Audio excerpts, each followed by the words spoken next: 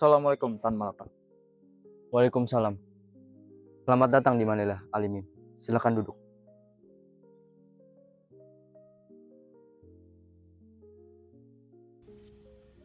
Lega rasanya bisa bertemu Anda, wahai Tan Malaka. Dan aku terkejut melihatmu belum ditangkap oleh Belanda. Apa yang kau inginkan untuk minum? Pemilik tempat ini cukup dekat dengan.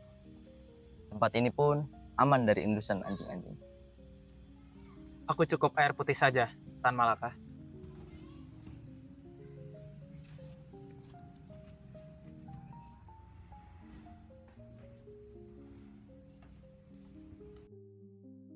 Jadi, apa pesannya? Thank you. Mohon maaf saya ulangi. Jadi, apa pesan yang partai titipkan kepadamu? Aku telah membawa surat dari partai berisikan rencana untuk membawa massa pada revolusi di Hindia Belanda. Kami telah meyakinkan massa di berbagai daerah, mulai dari Jakarta, Banten, Sumatera, dan daerah-daerah lain untuk ikut serta dalam revolusi di Hindia Belanda. Tidak seperti pergerakan kita yang sebelum-sebelumnya. Kali ini partai telah mengamankan senjata dan amunisi melalui lobi-lobi Mangku dan Sati. Dengan persetujuan dan dukungan darimu Ibrahim, partai bisa mendapatkan dukungan internasional serta bantuan senjata dalam jumlah yang lebih besar. Ibrahim, revolusi telah di depan mata. Kita bisa membunuh orang-orang Belanda dan mengusir mereka dari bumi Nusantara. Rakyat akhirnya bisa terbebas dari belenggu para penjajah.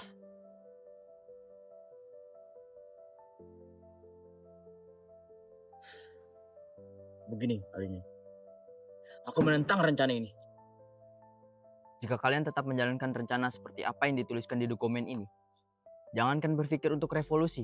Rencana ini hanya akan menghancurkan partai dan akan membuat pemerintah kolonial memperketat peraturan yang akan menyulitkan pergerakan-pergerakan di hari-hari selanjutnya. Begini, lebih baik kita rundingkan kembali rencana pergerakan ini. Bisakah kau mengumpulkan para petinggi partai? Kau bisa mengadakan pertemuan rahasia di Singapura. Di sana adalah tempat teraman bagi kita. Aku akan menuliskan kenapa alasan rencana ini perlu dirundingkan kembali. Dan kau akan memberikannya kepada mereka. Apa kau mengerti, Alimin?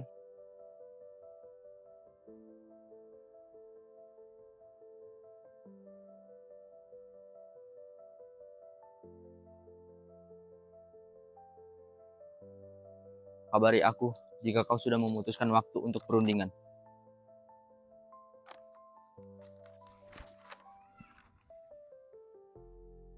Sampai jumpa di Singapura, Ibrahim.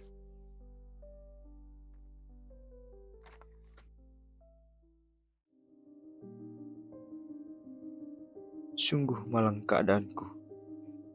Aku tak bisa mendapat informasi mengenai kabar Partai Komunis Negaraku sendiri dengan baik. Kondisi partai tidaklah baik. Pendapatku sepertinya tidak lagi bisa menggerakkan partai. Dari ekspresi yang ada pada wajah Alimin, aku ragu ia akan mengikuti perkataanku. Sepertinya menjadi agen Komintern pun tak cukup untuk meyakinkan saudara-saudaraku sendiri. Aku tak menyangka seorang komunis berdarah Minang ini bisa berakhir pada posisi yang begitu menyedihkan.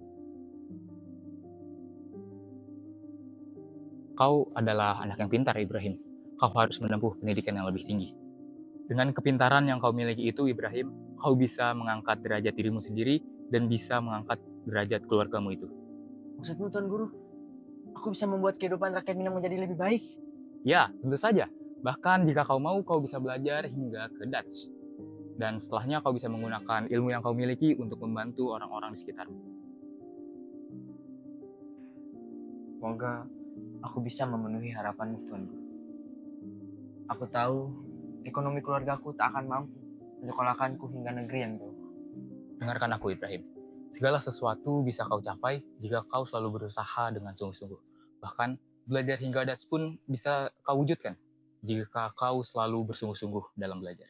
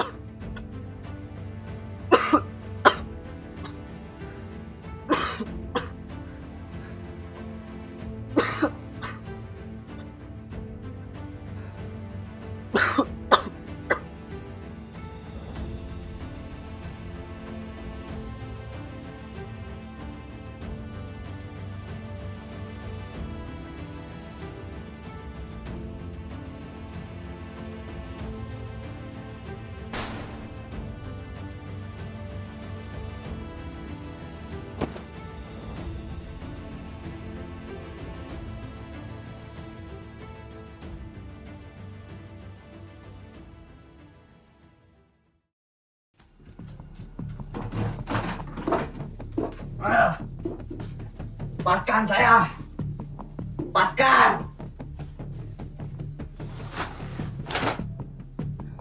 Ancam keterlibatan sosial. Barang propaganda. Maksud rakyat. Jelaskan dirimu tak malaga. Jelaskan apa? Tidak perlu yang saya jelaskan. Semua ini fakta, Bung. Sudah lama kami dibelenggu di bawah peraturan Hindia Belanda yang kejam dan tidak adil. Kami ingin merdeka. Kau mengkhianati Hindia Belanda. Apakah kau akan mengajarkan hal yang sama kepada pribumi itu? Tidak. Anda yang harus saya ajarkan tentang kekejaman Hindia Belanda. Tuh! Aku bunuh kau pribumi! Dengan sebuah muka, kata itu terlalu berbahaya untuk ketertiban sosial. Keberadaanmu telah mengancam keselamatan di Hindia Belanda. Kau harus diasingkan ke tempat di mana suaramu tidak akan terdengar kepada siapapun. Dan pamit tentang Malaka.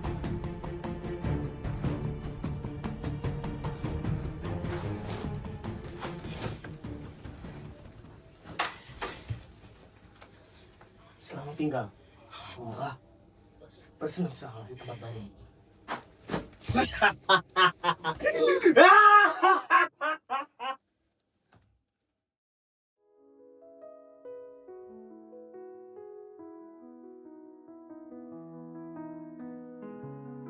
Jika suara ini tidak dapat mengguncangkan Den Haag, maka ia harus menggema hingga Batavia.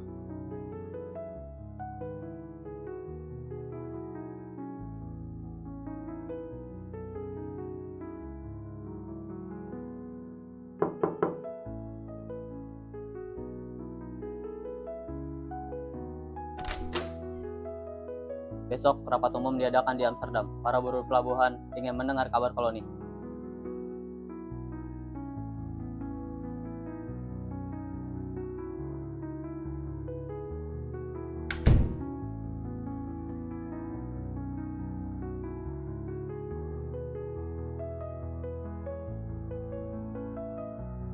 Mereka harus tahu, kemakmuran negeri ini dibangun dari keringat dan darah tanah jajahan.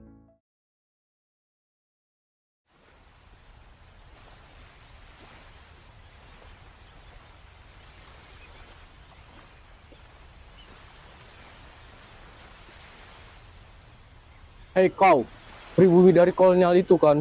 Aku membaca perkataan kau dalam koran. Apa urusan kami dengan tanah airmu yang jauh itu?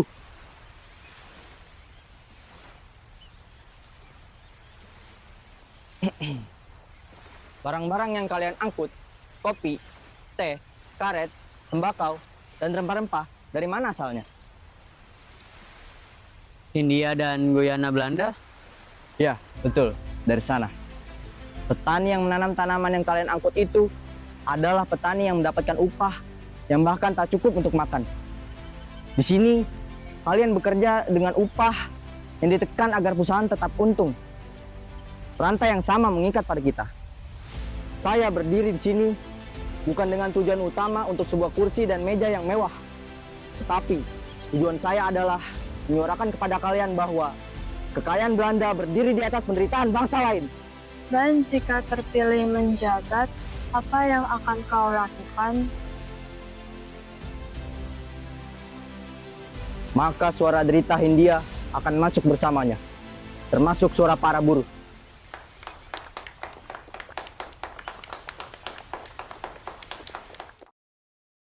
Das war von mir, der Feldberger aus Deutschland. Dankeschön.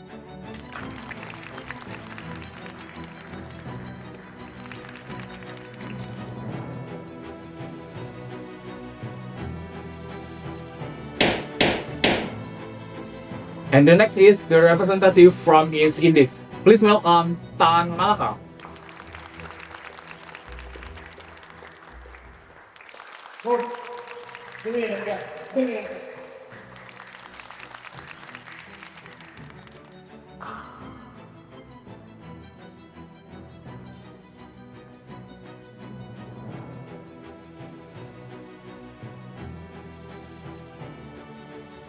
Komrad, setelah mendengar beberapa pidato dari jenderal-jenderal dan komrad-komrad yang terhormat lainnya, saya pikir saya harus angkat bicara atas nama Partai Komunis Hindia untuk jutaan rakyat yang tertindas di timur sana. Mendasari keputusan dari Kongres Komunis Internasional yang kedua, secara praktis berarti bahwa kita harus membentuk sebuah front persatuan dengan kubu nasionalisme revolusioner. Berhubung dengan front persatuan Jawa, bagaimana dengan front persatuan pan-Islamisme? Apakah Komrad mengusulkan untuk persatuan antara agama dan komunisme?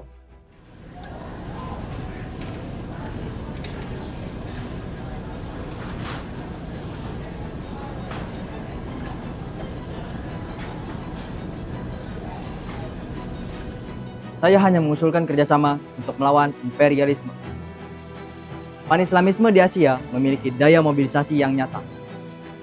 Dalam tahap perjuangan anti kolonial, kita tidak boleh menutup terhadap kekuatan itu. Di Jawa, kami bekerja sama dengan organisasi pan-Islamisme besar, yaitu Sarekat Islam. Jutaan anggotanya adalah petani miskin. Suatu konflik kecil biji bisa dibuat lebih besar oleh pemerintah Belanda. Komunis ingin menghancurkan agamamu. Itulah yang dilontarkan pemerintah Belanda untuk memisah kami. Your time is over. Kadang, dalam pertemuan dengan organisasi Islam, kami ditanya, apakah Anda seorang Muslim? Ya atau tidak. Bagaimana kami menjawabnya? Ya. Ketika saya di depan Tuhan, saya adalah seorang Muslim. Tapi, ketika saya di depan banyak orang, saya bukan seorang Muslim. Karena Tuhan mengatakan bahwa banyak iblis di antara banyak manusia.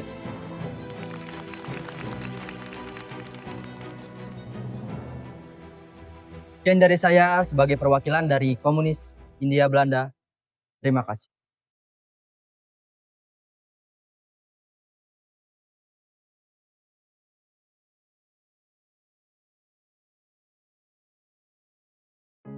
Tahun 1923. Setelah melaporkan pleno ICCL kepada Komintern, aku ditunjuk sebagai agen Biro Timur Komintern. Meski begitu, aku justru menyaksikan awal keruntuhan Partai Komunis di dalam bangsaku sendiri. Di Guangzhou, aku bekerja sebagai editor sebuah jurnal berbahasa Inggris dengan judul The Dawn. Kondisi partai yang terhimpit terus memenuhi pikiranku. Aku menuliskan semua keresahan tentang dunia yang ada di dalam kepalaku. Pengaruh partai yang semakin melemah, krisis ekonomi di Belanda, hingga prediksi perang Pasifik antara Jepang dan Amerika. Semua itu aku tulis di bawah judul NAR de Republik Indonesia. Lalu sampailah aku di Manila dengan keadaan yang tidak lebih baik daripada sebelumnya.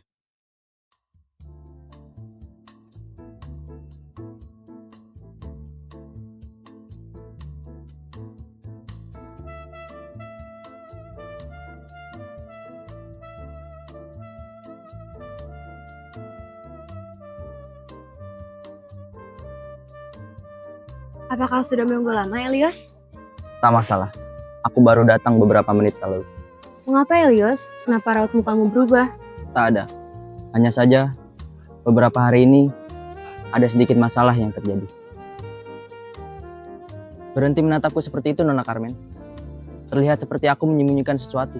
Tapi nyatanya, kau memang tidak menjawab pertanyaanku dengan serius. Apakah wajahku terlihat seperti bercanda?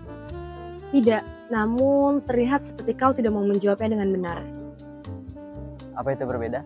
Baiklah Elias, namun jika kau serius, coba jawab pertanyaanku sekali lagi. Apa sebenarnya yang terjadi? Aku sebenarnya tidak yakin.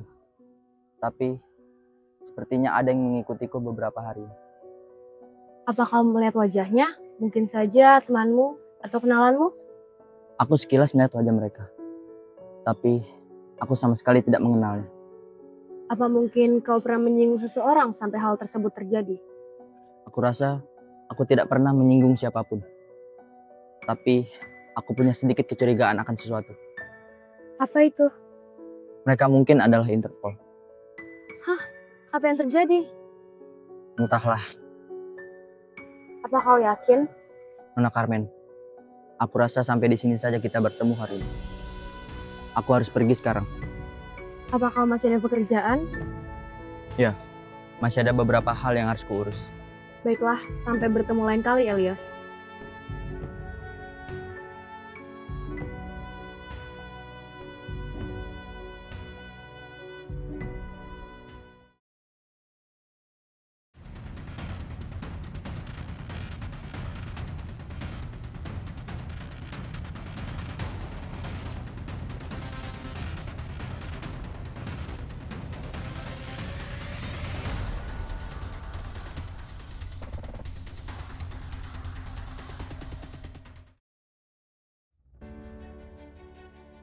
Proklamasi. Kami, bangsa Indonesia, dengan ini menyatakan kemerdekaan Indonesia.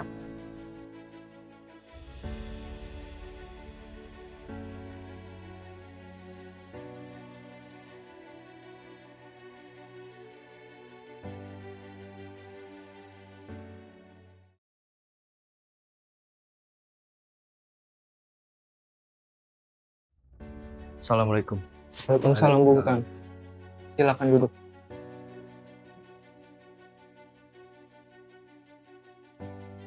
Akhirnya kita bertatap muka dalam keadaan merdeka. Walau merdekanya masih terasa semu. Saya sudah lama menanti pikiran-pikiran tajam dari orang yang menulis Narde Republik. Tapi jujur saja, Bung. Saya datang dengan keadaan gelisah. Saya melihat pemerintahan ini masih terlalu sibuk bersolek di depan meja perundingan Belanda. Kita harus taktis, Bung Tan. Dunia sedang melihat. Kita butuh pengakuan internasional agar kedaulatan ini sah di mata hukum dunia. Hukum dunia itu milik pemenang, Bung. Anda terlalu lembek. Belanda tidak akan memberikan kita kemerdekaan hanya karena kita pandai bicara. Mereka hanya akan pergi jika kita tendang. Merdeka itu harus 100%, bukan tawar-menawar seperti di pasar loak.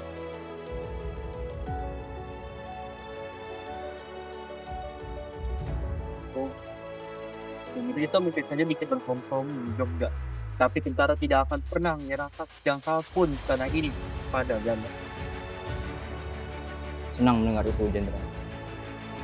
Jika politik di pusat sudah terlalu cair, maka senjata dan rakyatlah yang harus membeku menjadi tembok pertahanan. Saya akan kembali ke hutan, membikin gerilya dari Jawa Tengah. Bagaimana denganmu? Saya akan ke Jawa Timur untuk mengorganisir laskar-laskar rakyat dan tentara yang masih waras jiwanya untuk terus melawan. Kita berpisah di sini, Jenderal. Sampai jumpa di Indonesia yang berdaulat penuh.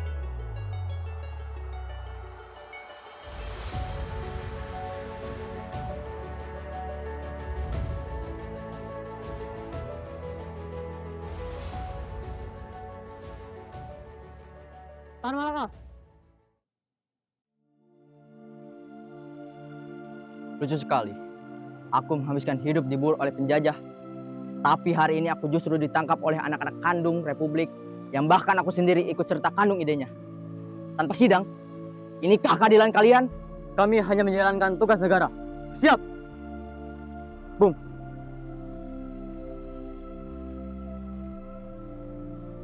Tidak usah, Bung. Bung.